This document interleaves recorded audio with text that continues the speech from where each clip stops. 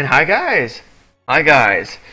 So we are back this week.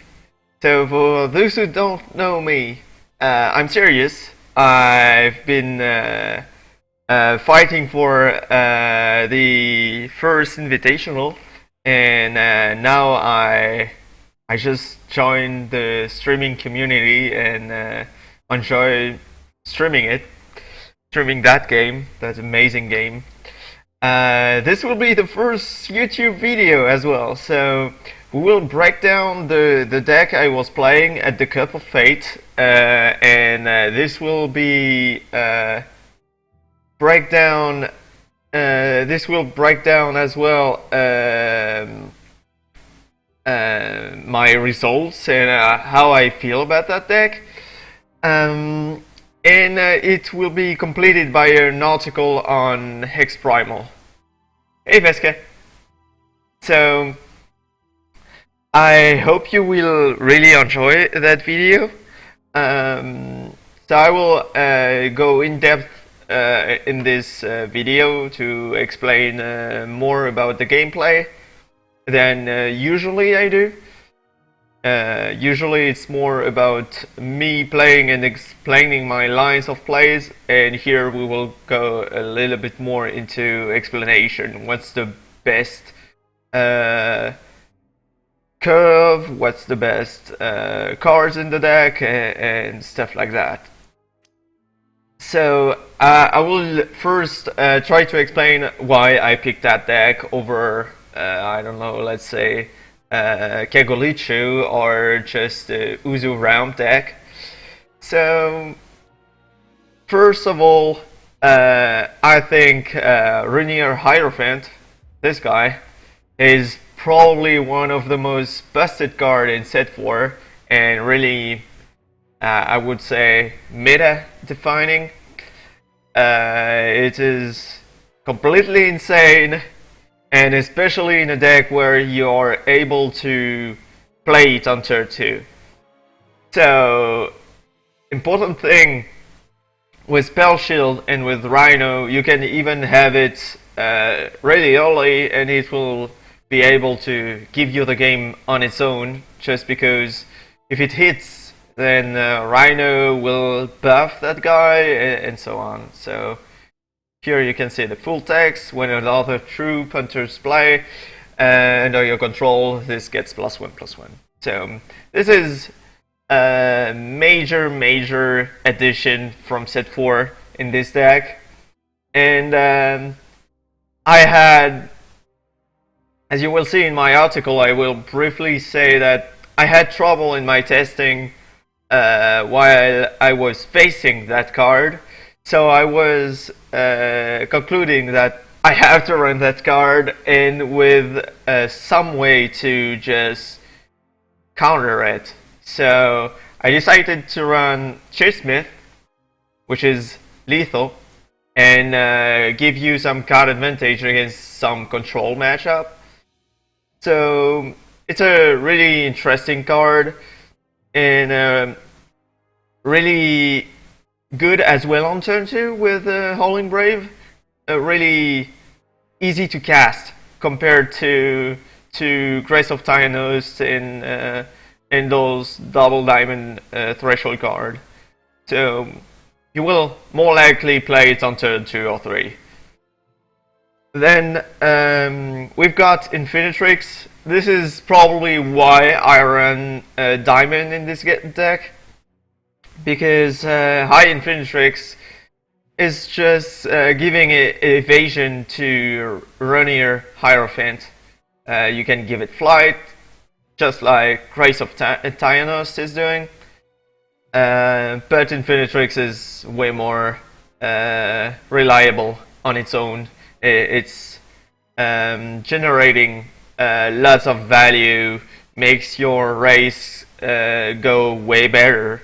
And yeah, that's why I went from 2 Infinitrix to 4 Infinitrix.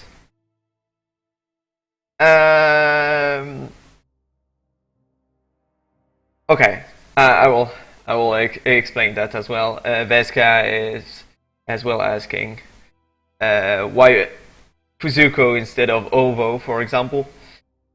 So what I found is that you have lots of early drops. You got 4 Howling Brave, you got 4 Youngster, so 3 Living Totem, I will come back to it, and Carnosaurus, which are actually really early drops. And you might come to a point where you will have lots of early drop and probably just 1 or 2 late drop, and that's it. And sometimes having Fuzzuko makes you have just a push to make you have a real board, not just 1-1s and 1-2s and 2-2s. So you will be able to just have a decent board. And the fact is, Fuzzuko's ability, I will show you here, is with double wild, all your troops get +1/+1. All those into play. So that means you can carve out pretty nicely the hero power with Grandpa Emancipator, which gives you an advantage in the mirror, for example. That's why I really enjoy that Emancipator and that hero power. So I hope that was clear why I picked Fuzzuko over anything else. I think that this deck is kind of mid-range, but at the same time it's mid-range towards aggro. So it's a bit more aggro than mid-range control. Like, there is a difference between Wintermoon Hierophant that has like Chismith Hierophant and sometimes Croc and Winsinger, and that's it. Compared to this deck, when it's filled by creatures in the deck, you only got 5 action, and all the rest is just resources and troops. So it's really important to understand that you will really likely be the aggro in pretty much any matchup outside of Magmombus. And even in the Magmombus matchup, you will sometimes on the play end up being the aggro. So having Fuzzuko to be even more aggro when you carve out your 5th resource is even better. So yeah, that's why this choice. So there is 8 1-drops, which is gigantic for a sort of mid-range deck, but they are all pushing toward making your curve better. So you got Brave to do turn to Hierophant, turn to Chismith, give you the double wild threshold, which is pretty important, since even if Brave and Seer doesn't need double threshold, all your other cards that are wild needs double threshold. So Carnosaurus, Chismith, running a Hierophant, you can cast it, but you usually hold it until you get Spell Shield on it. Emancipator. And yeah. And then the other, the Diamond, and that's why we have 8 Diamond, even if when you see the stats, I got more wild than Diamond cards. I went 8/8 because since you got Brave to get a second wild when you get one, you will be less likely to need wild than Diamond. So yeah. Then we got Living Totem, so I went to the real mid-range deck rather than the sort of token deck that I went before. The token deck route that I went before with Fungus Among Us, Cottontail Explorer, and Rally of Kings. I went way more into winning the Hierophant matchup. So yeah, that's my choices. Martyr is a really versatile card, and I really enjoy that card because of this versatility.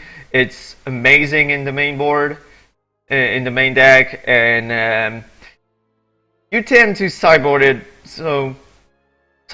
out pretty often because you have even more removal in the sideboard in the reserves. So definitely, Mario is here in the main deck just because of this versatility. It's pretty much never bad, but never completely amazing. Unless you are facing exactly the right matchup you want to face with Mario. So, yep.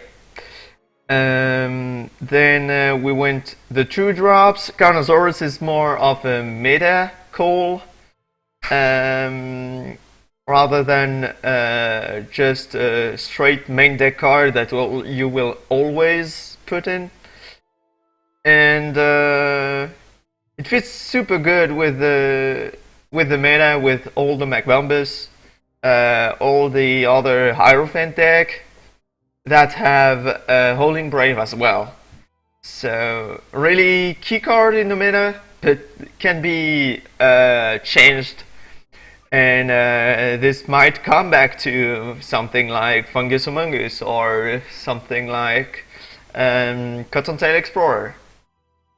So for those who are joining, I'm actually doing at the same time my YouTube video to explain the deck I was running at the Cup of Fate. And so we do have that. And now on the Angel, it's a tiny bit more controversial, since it has not a really good synergy with Youngster. It's alright, but I needed a flyer. I needed something with flight, something solid, and Angel is probably one of the most solid card we have. And another advantage of Angel of Dawn is that you can get pretty much like 3 wins just by flipping it on turn 2. And I find it really important to have that in the deck, since it gives you even more easy round. And it becomes even more important in a bigger tournament to get easy round. Then the surprising, probably the surprising card is Golden Avenger. This is a card that I found really good against Blood and those Kakurinchu type of deck. Just because it keeps on coming back. After an extinction, your top deck Youngster becomes way better with the mask.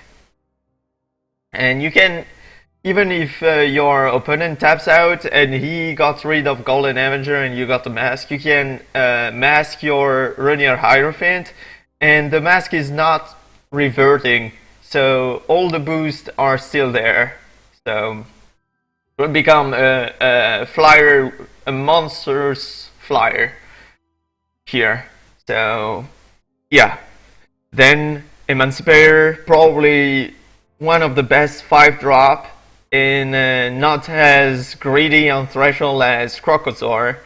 And in this deck, since we are running Fuzzuko, yeah, it fits pretty well the theme of Fuzzuko.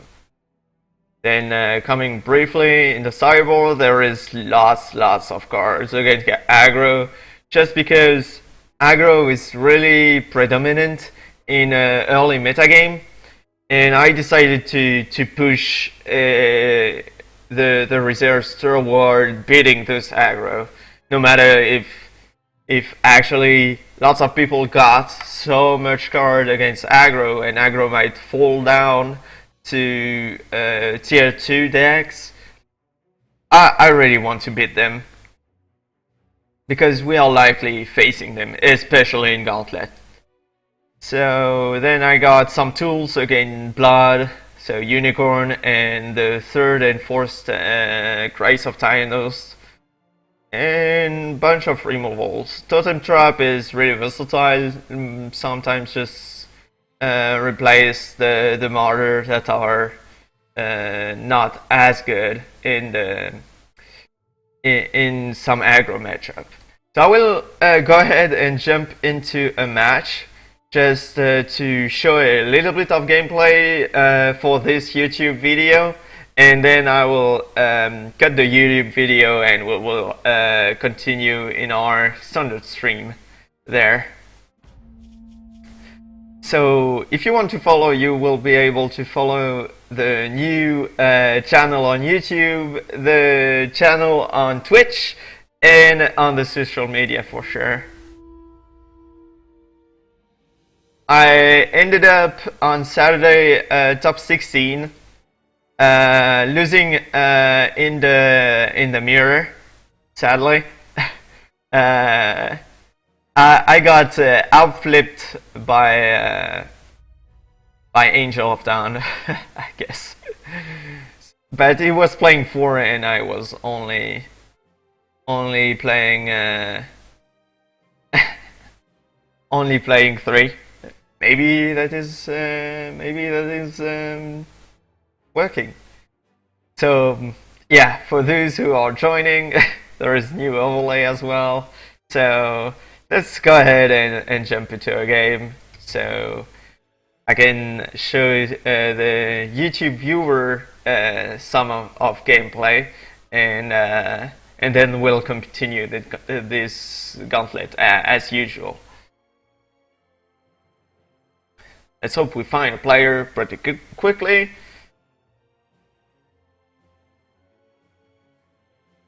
Yeah, we found someone.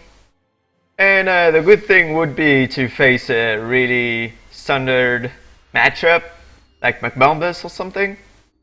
Or Winnemoon. Okay. So, playing first is really important.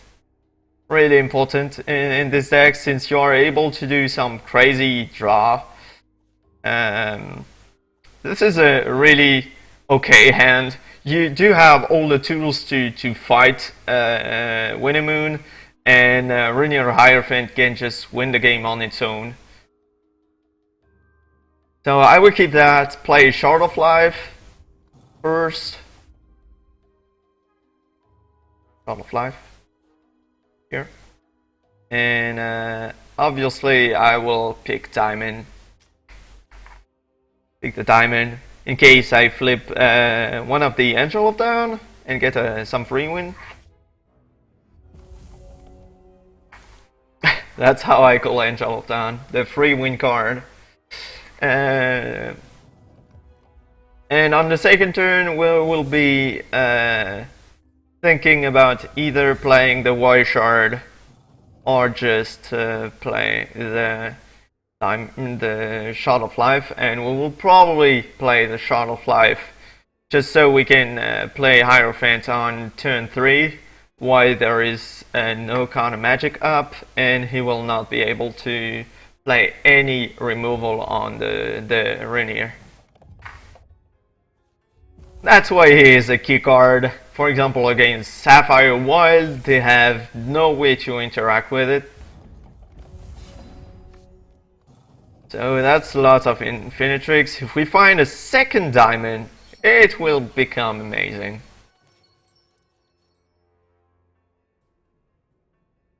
That Rainier is there.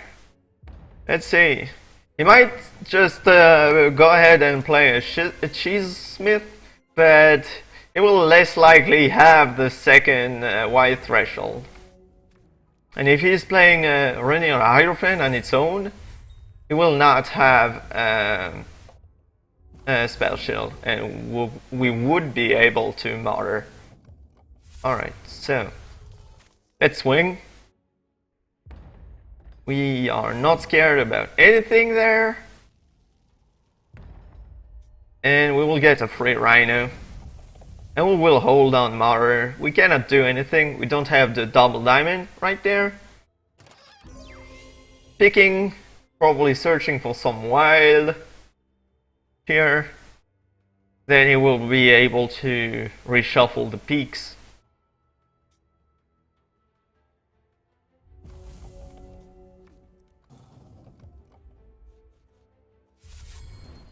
Oh, he's playing another Sapphire. Probably not much more. Okay, we got a Youngs here, so we'll play it.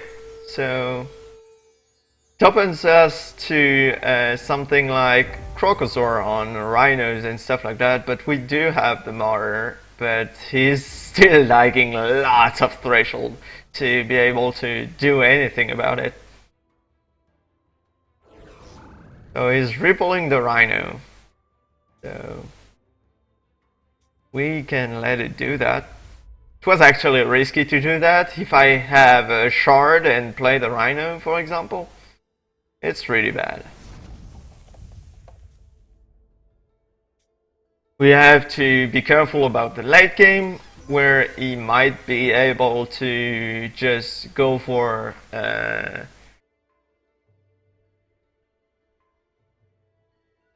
he might be able to just mass Polymorph Dingler us. But the race is tough, so he got the first wild, which is probably really important for him. He's deciding to not reshuffle right there at the moment. Oh, he does, for double peaks.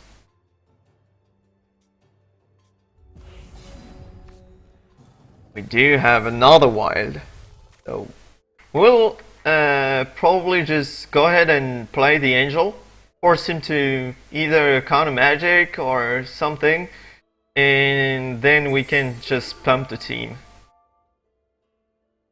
If Angel is there, then we pump the team. Okay, he's going for yesterday. That's a tiny bit annoying, and I didn't expected it. That is probably meaning that he's playing Pathfinder. So that's really annoying. I didn't thought he was on Pathfinder, but more on a deck like Rhino? A deck like Wintermoon Hierophant. Let's see.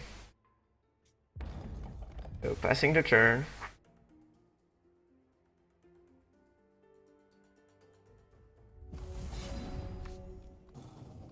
We do have a second diamond, which is really important here. We will probably go ahead and play the Angel. We don't want our Hierophant to get countered. And if we do go ahead for and play the Hierophant, we want to be able to play another threat after that we cannot do if it's counter magicking. So we will play a Youngs here. If it procs double on Emancipator, it's insane.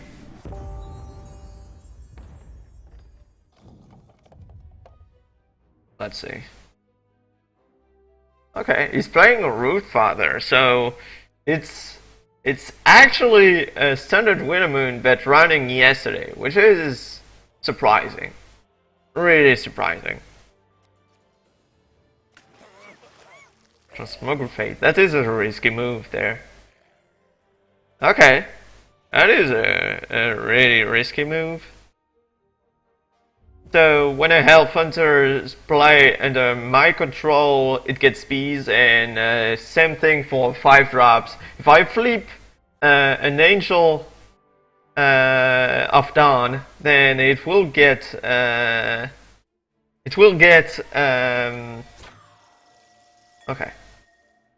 Will get speed.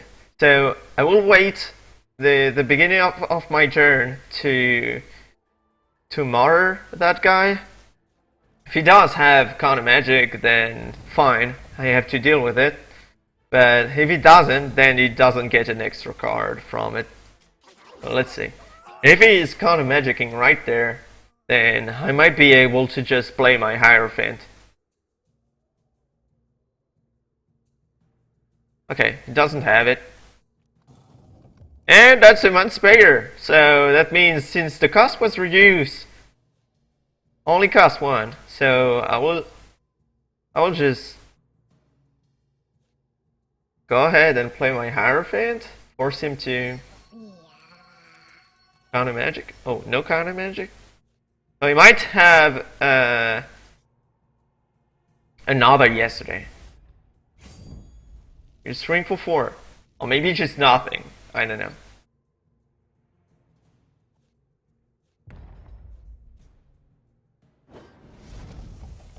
So, let's see. Maybe a yesterday here? Okay. He's going for a yesterday again. That's his fault. He yesterdayed my Yanks here and I replayed it. And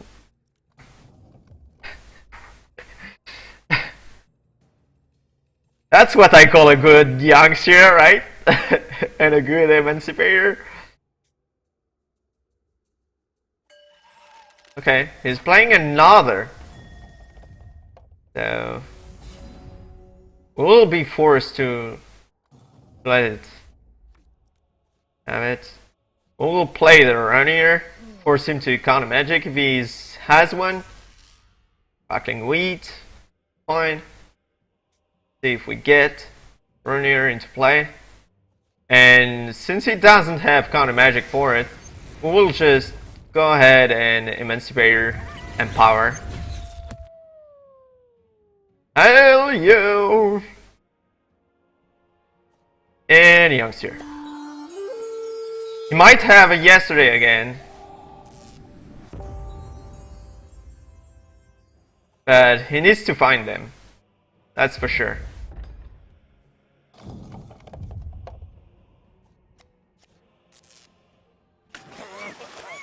Okay. So, Plant Warren. Alright.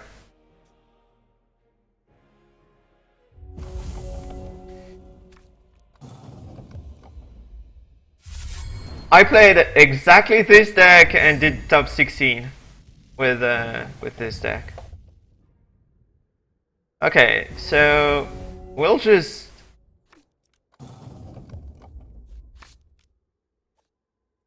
play the Diamond Shard, bait with the first Infinitrix, force him to counter magic.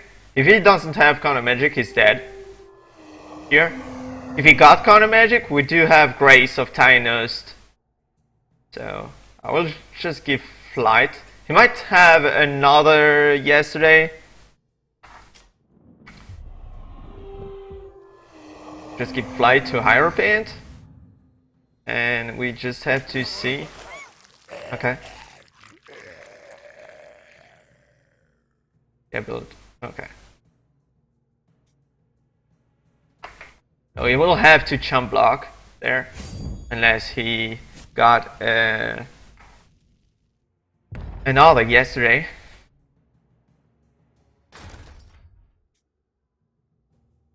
Do you have sound damage in? Unless he's running Lullaby as well. Okay. Taking the damage. Going down to 6.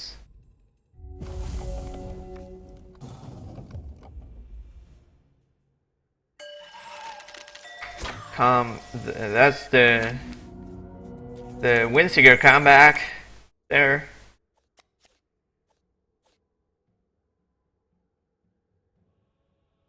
He needs to draw another yesterday right there, or he's just dead.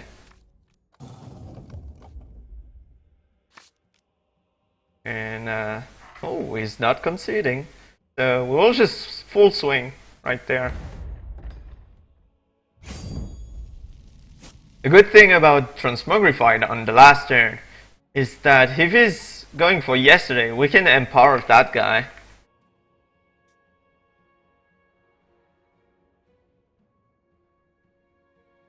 Let's see if he got the yesterday. Okay, he's trying again on that guy.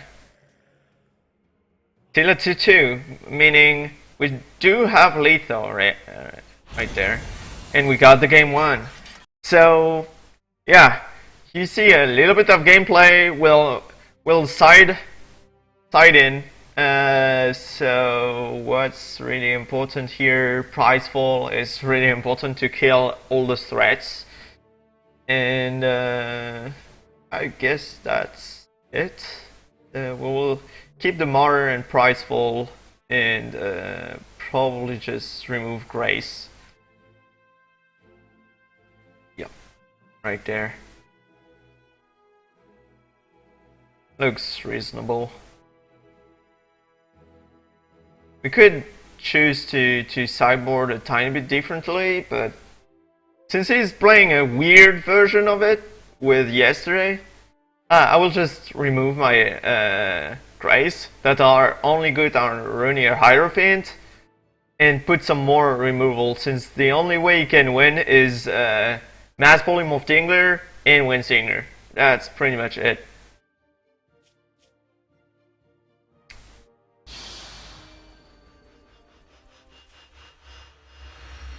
So he's on the play this time.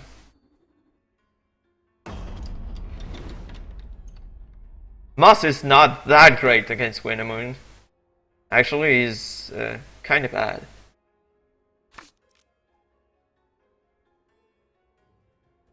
I'd rather. It's really good against Blood, but against Wintermoon, I don't really like Moss.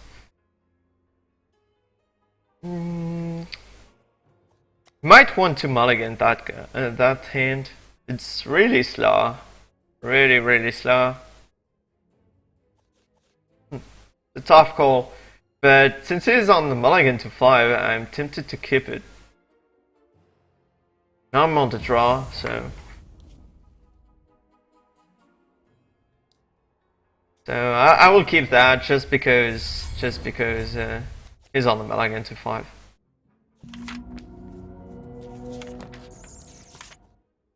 I'll probably just Diamond Shard on first turn.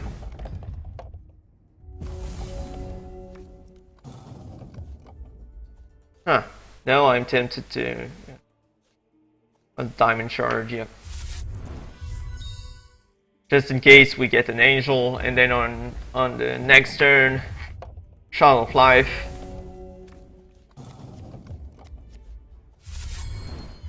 Or Wild. Okay, that's definitely the play. Don't have anything going on until turn 4, and on turn 5 we can play Emancipator.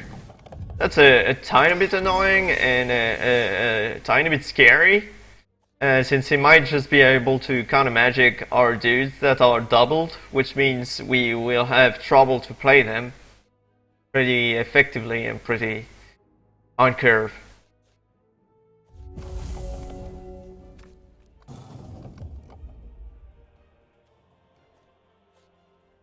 Okay, he's running Shard Prison.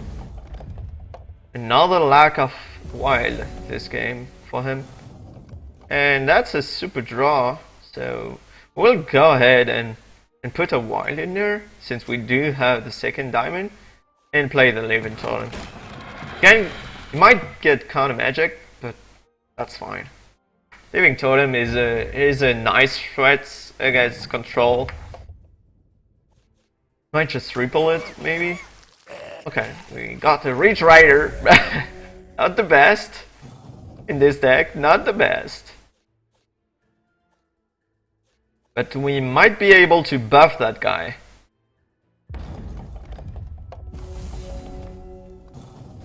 Since he didn't get any shard again, we'll just go ahead and Infinitrix. And on the next turn we can shift something on Reach Rider. And we either shift or we can just Emancipator. I'm tempted to shift on Reach Rider, play the second Infinitrix here. Right. That shift, probably flight. This is probably one of the most important thing to get on other creatures.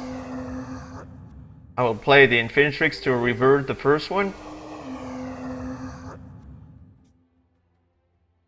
And that way I'm able to pump all the guys there and swing for 7.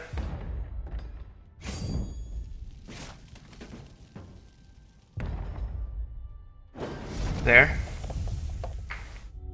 So as a tiny reminder, it's the game for the YouTube video. So as soon as we are done with this round, I will be way more interactive with the chat. Okay, we do have Golden Avenger. We'll swing first, since now we do know that he's running those yesterday. Yep. And so now the question is, do we run... Do we go ahead and play Emancipator, which is probably better? Or just Infinitrix or Golden Avenger? The thing is, he will not be able to play Windsinger on the next turn, that's for sure. So I will play Emancipator and not leave that Prideful up. And we do have more clock, a better clock.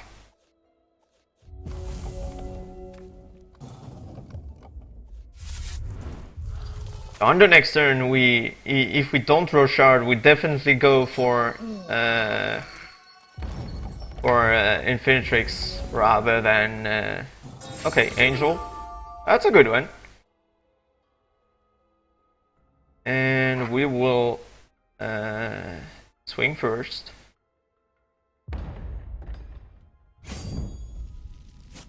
Bringing Tom to 5 if he's not blocking.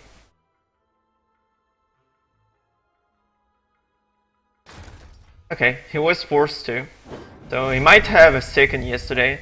I'll go ahead and play Infinitrix. And pass the turn, keep the Prideful up. Okay. He does have Quick Rhino, okay. That's not a big deal. So he jammed differently his Hierophant, which is odd. Which is really odd. So we won the round. So that was it for the YouTube video. I hope you enjoyed that one and that my explanation helped you through piloting that deck. And for the YouTube viewer, I hope to see you really soon for more of that. And I see you on my stream.